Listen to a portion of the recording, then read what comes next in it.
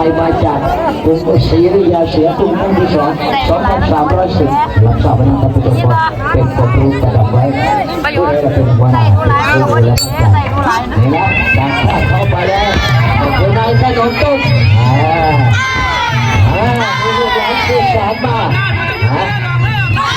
ไม่ธรรมดาจับมือก็ไม่ธรรมดานักเรียนเป็นนักกีฬานักกีฬาเป็นนักเรียนนักเรียนรู้แพ้รู้ชนะรู้จักใครอันใจต้องมาก่อนลูกหลานสังเกตก็ได้เปลี่ยนเสียเปลี่ยนนะเป็นการเจริญเติบโตของผู้กำลังขึ้นไปสู่อนาคตภายภายภาคหน้าต้องมีครูและต้องมีครูบาอาจารย์เป็นกันไปแต่ว่าจะได้จริงเลยจริงก็เราไม่อยากมีประวัติศาสตร์ของคนไทยนั้นอาวุธของป้องกันตัวของคนไทยต้องมีหมดเราเอาไว้เลยมีแต่สิ่งอัปมงคลมีการป้องกันตัวเพื่อเรื่องการไม่ได้ใช้กับการได้เพื่อเรื่องการดูแลภายในที่ท่านอาจารย์ต้องนะเรื่องอื่นคนละบอกสุดประสาทอยู่ที่ไหนอยู่แถวนี้เชื่อได้อยู่เส้นประสาทก็ไม่ต้องช่วยกันอย่างที่ว่าประสาทสมัยเดินต่อไปเรื่อยๆตามนี้เป็นโบราณอย่างไรเนี่ย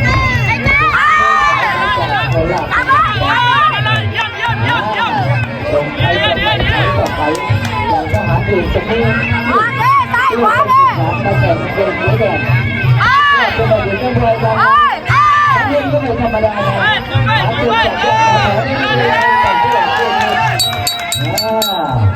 มันจะใช้เรียนใช้จังหวะจังหวะรับก็ได้คุณพ่อก็ไปอยู่ที่นั่นซ้ายขวาซ้ายขวาบัตรที่เรียนพยาที่ถูกตั้งแต่มาที่ชายไม่หยุดหรือโอ้ลูกมวยหมดทุกคนก็ผมอยู่วงการนี้มหาสารคามขอนแก่นที่สาใต้อีสานเนี่ยมันก็หมดเป็นราคาด้วยมาดูอันที่สองเล่นที่มาทำไมล่ะตอนสุดท้ายเป็นเรื่องโคราชได้เรียกใจใครได้แล้วแก้เก็บเยอะเลยทุกตัวมาลุกขึ้นลุกขึ้นถ้าช่วยกันได้ด้วยการต่อมาก็เลยการออกอาวุธมันดีสิ่งที่ดีแล้วนะมีการดูแลมามีสิ่งที่เป็นยังว่าโอกาสนั้นตกได้แล้วท่านเป็นยาจราจรด้วยกันทั้งคู่นิ่งๆถีบไปได้นั่นเดินกระโปงมอง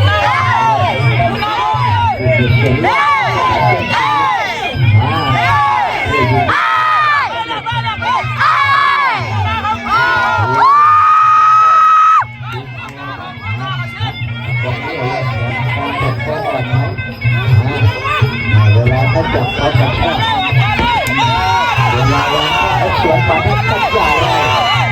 แข้งซ้ายแข้งขวาล้อจังหวะใช้หน้ามันจะเปลี่ยนเพราะ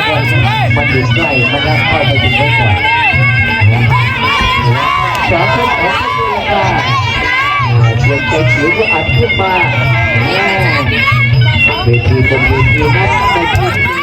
มีพี่ไม่มีน้องเลยอัดกันเต็มที่เลยเราเดินทางมาถึง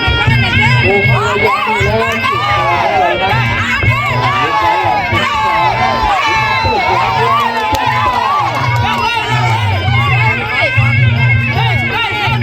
ไม่จัดไปเลี้ยวไปเลี้ยวไปกับ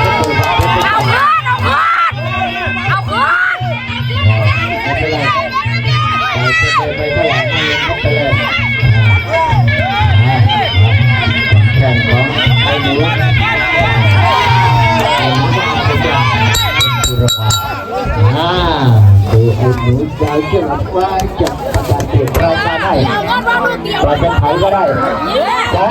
ตัวบนเวทีเปรียบกันเลยเดี๋ยวให้ผู้ที่ทำเวลาก่อนนะหรือจะเดินที่ก็ได้ให้เวลาเพื่อหาค่ายไหนก็ได้ขยันวัดจี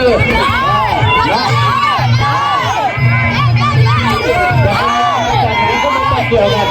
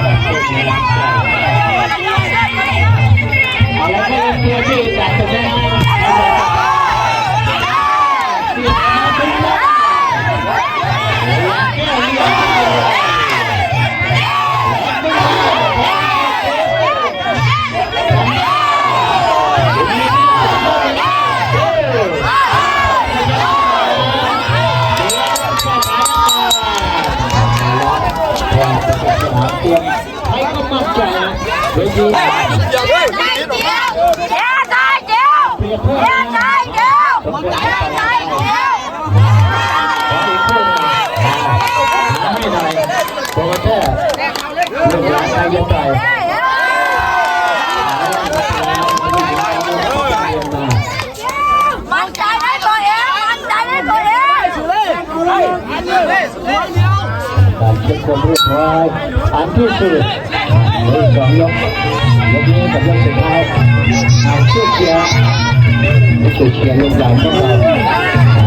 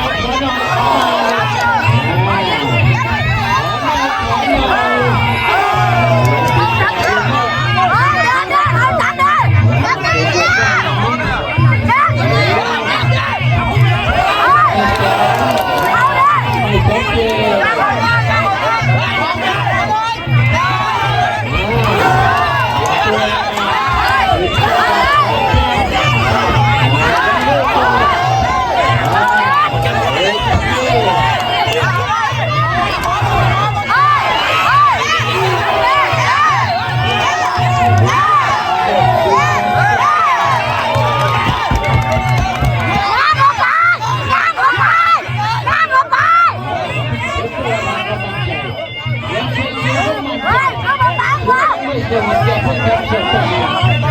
และนี่ก็เป็นเรื่องลูกที่จอดขอทำที่ดีไปว่าที่หน้าต่างคนต่างก็มาต้องถือว่าให้กำลังกำลังใจแต่ลูกหลานจะพี่แล้วล่ะ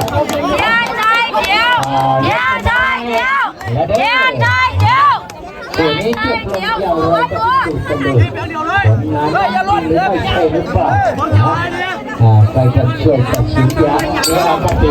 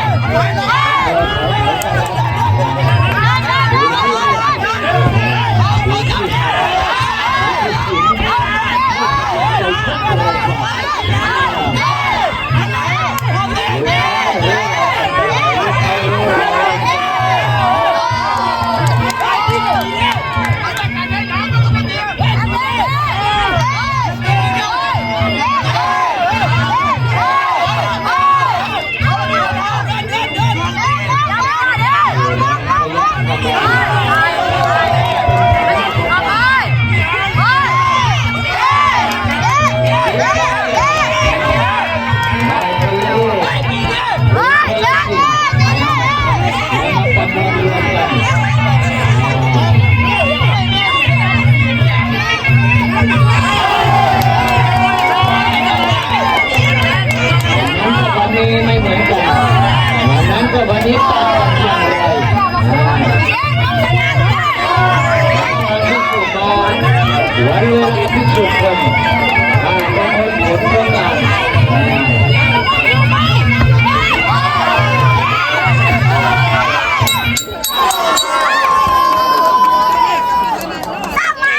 จบลงมิตรภาพที่ดีเป็นเพื่อนกันบนเวทีกลับลงมาแก้ไขนะแต่แพ้ก็ชนะคู่นี้ไม่สำคัญถือว่าให้เกียรติด้วยกันทั้งคู่น้ำเงินก็มีดีแดงก็มีดีแต่มันอยู่ที่ฝ่ายที่เพชรบุรพาถูกจับหน้าไปว่ากันบ้าง